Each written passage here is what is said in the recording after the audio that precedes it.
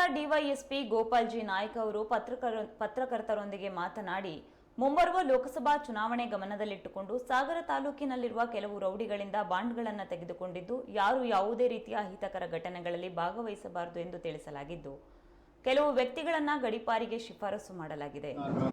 ನಗರದಲ್ಲಿ ಯಾವ ವ್ಯಕ್ತಿಗಳು ಕಾನೂನು ಬಾಹಿರವಾಗಿ ಮಚ್ಚು, ಲಾಂಗು ಮುಂತಾದ ವಸ್ತುಗಳನ್ನು ಹಿಡಿದುಕೊಳ್ಳಬಾರದು. ಮಚ್ಚು, ಲಾಂಗು ಹಿಡಿದುಕೊಂಡಿರುವುದು ತಿಳಿದು ಬಂದರೆ ಅಂತಹವರ ವಿರುದ್ಧ ನಿರ್ದಾಕ್ಷಿಣ್ಯ ಕ್ರಮ ತೆಗೆದುಕೊಳ್ಳಲಾಗುವುದು ಎಂದು ಎಚ್ಚರಿಕೆ ನೀಡಿದರು.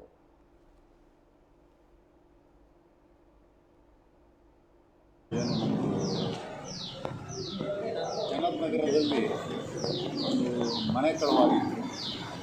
ಮನೆ ಕಳವಾಗಿ ಬೀರುವಿನ ಬಂಗಾರ ಸಮೇತ ಹಣವನ್ನು ಆರೋಪಕ್ಕೆ ತೆಗೆದುಕೊಂಡು ಹೋಗಿತ್ತು.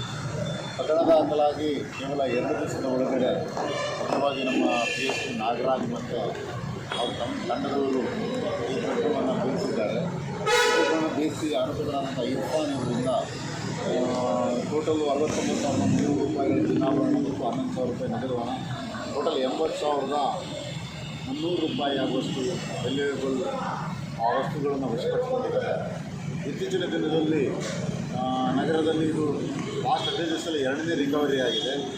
ಆದಂಥ ಸುಮಾರಾಗಿ ಎಲ್ಲ ಪ್ರಕರಣಗಳು ಪತ್ತೆಯಾಗಿದೆ. ಈ ಒಂದು ನಮ್ಮ ಕಾರ್ಯಕ್ಕೆ ನಮ್ಮ SP ಮಿಥುನ್ ಕುಮಾರ್ ಸರ್ ಅವರು ತನಿಖಾ ತಂಡಕ್ಕೂ ಮತ್ತು ಮುಖ್ಯವಾಗಿ ನಮ್ಮ PSI ಅವರಿಗೆ ಅಭಿನಂದನೆಯನ್ನು ಸಲ್ಲಿಸಿರ್ತಾರೆ ಮತ್ತು ಬಹುಮಾನವನ್ನು ಘೋಷಿಸಿರ್ತಾರೆ.